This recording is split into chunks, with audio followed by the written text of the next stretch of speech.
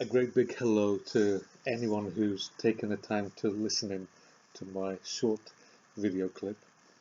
This is a very strange and interesting time for the whole world really, but here I am in Britain. I'm a Scotsman living in England. This is a very strange time for us. I'm looking at the window on beautiful sunshine. I can hear the bird song. But it's the 7th week of lockdown and life is not normal, and it's affecting many of us in different ways, although I'm very grateful to be healthy and that my family is healthy. It's also a momentous day for Britain because today is the 75th anniversary of VE Day, and that's Victory in Europe Day. It's when Nazi Germany surrendered unconditionally to Britain and the other allies on the 8th of May 1945. And obviously, although I'm not young, I wasn't there, but my grandfather was there, and I'm really proud of him and the part he played in the defeat of Hitler. And this is my grandfather's photo. William Fleming was his name, and here are his medals from his part in the war. One star is for active service in Italy and another in North Africa. So he was all over the place fighting fascists under Mussolini and Nazis under Hitler. And I'm really proud of him and the small part that he played and the big part that our nation played in the overthrow of Hitler and the rescue of the Jewish nation.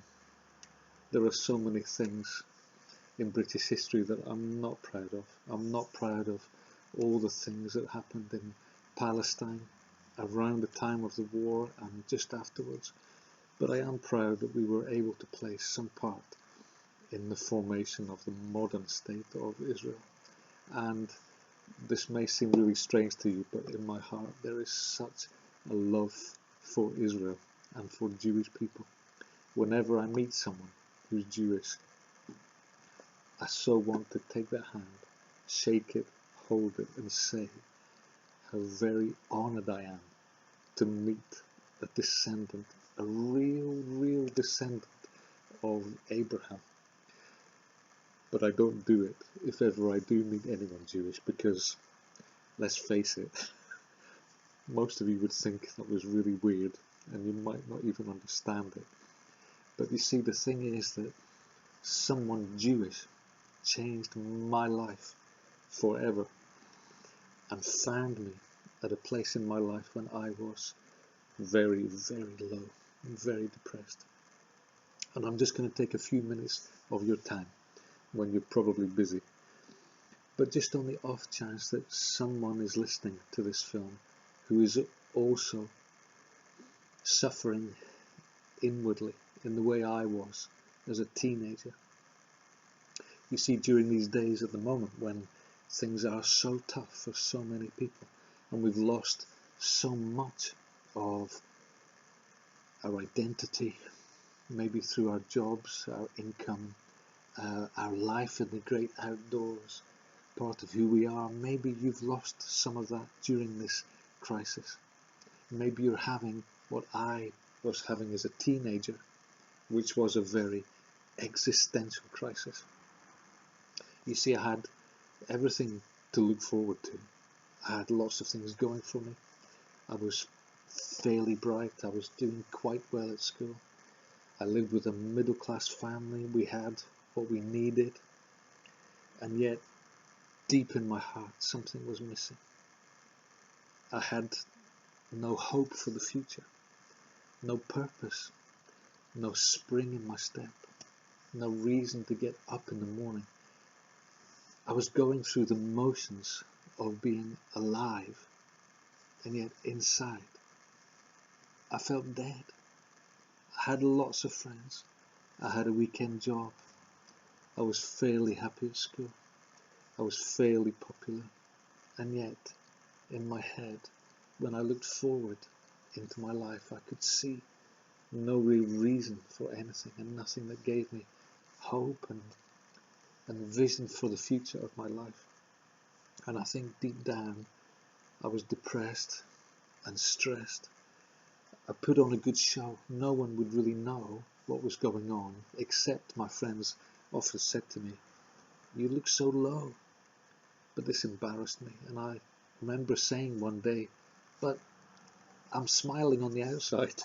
And one day my friend said to me, you're really not smiling on the outside." And I look back and I think, what must I have been like? But you see, there was a real turmoil inside, because I didn't know who I was. I knew my name, I knew my family, but I didn't know why I existed. And I remember sometimes being out of the house late at night on the way home from parties and such. And if I was on my own, I would look up at the stars, and I don't think I said the words, but in my heart I was crying out. And I remember thinking out loud as I looked at the stars, is anybody up there? And if there is, do you know me? Do you know who I am? Do I matter to you? What's the point of my life? I was just empty, and I had so many questions. And you know, I had always believed in God, always. I don't think many of my friends did, but we never talked about it. Sometimes we had discussions at school, and I always argued for the existence of God with passion, because I passionately believed he was there. I couldn't prove it. I didn't really know who he was. I'd heard the stories at school and at church when I was a boy. I knew the stories of David and Goliath and the God who'd helped him. I knew about Moses. I didn't know much more than that. I knew about Noah and the flood. And I knew the stories of Jesus. And you call him Yeshua. I knew all the stories about him. And they were part of growing up, I guess. At school we always had stories from the Bible. And we started every morning with a prayer. But it didn't make people Christians. It didn't make people different inside. It was just part of our culture. It was religion. I used to go to church with my dear granddad, but the church was so boring and dry and dusty, and I was the only kid.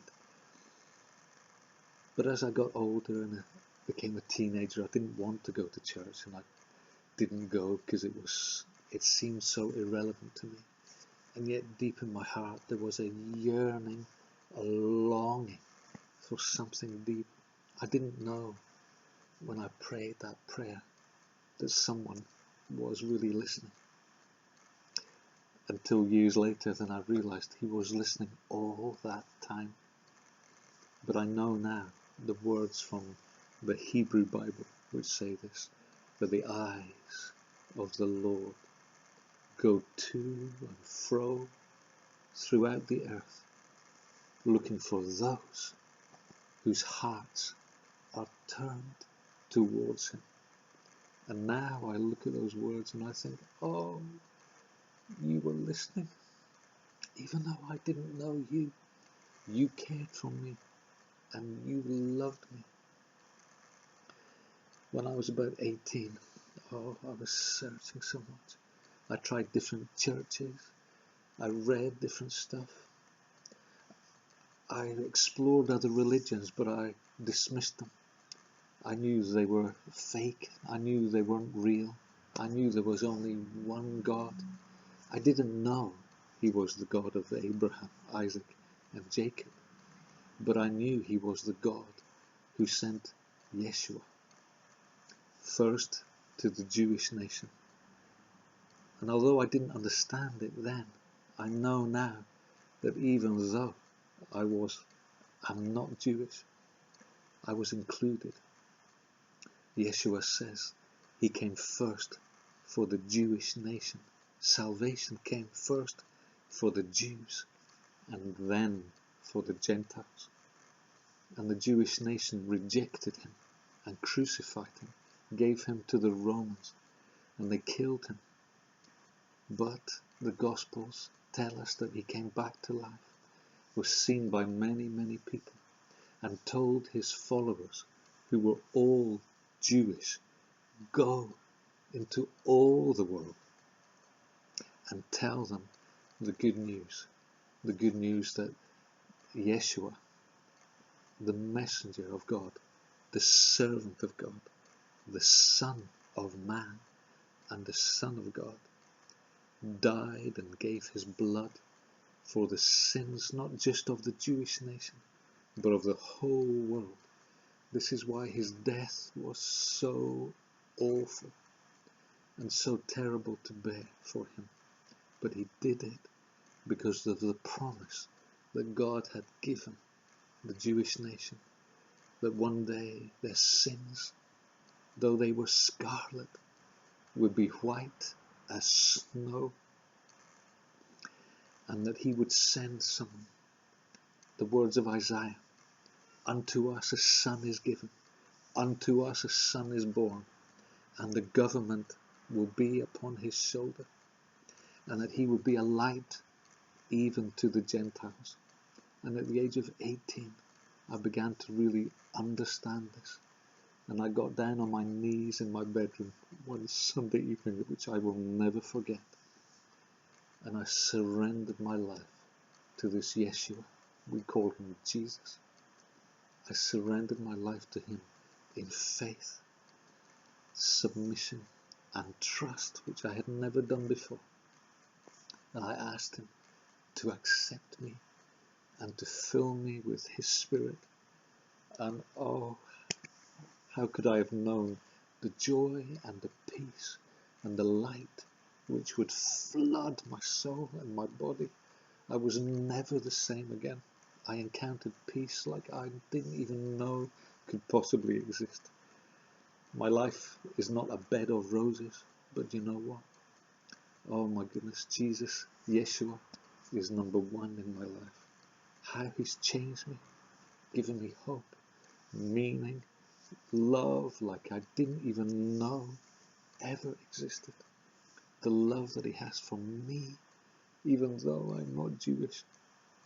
But he accepts me because he came first for the Jews and then for the Gentiles.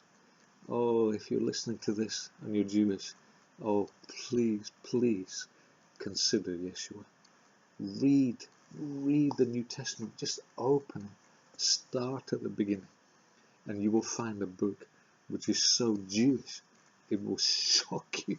You've always been told it's not Jewish. They are enemies of the Jews. It's not even true.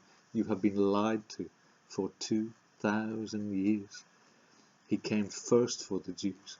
And the very beginning of Matthew tells you the genealogy of Jesus, from Abraham to David to the Babylonian captivity, and then all the way through the generations to Yeshua, of the tribe of Judah, son of David, son of Abraham.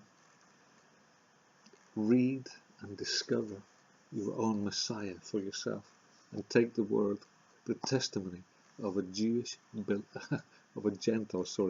a Gentile believer who is so grateful to the Jewish Messiah for loving me, accepting me, forgiving me, and changing me, and giving me the knowledge that when I leave this planet, I will go and I will see the Son of Man, the Messiah, face to face. What joy there will be. God bless you.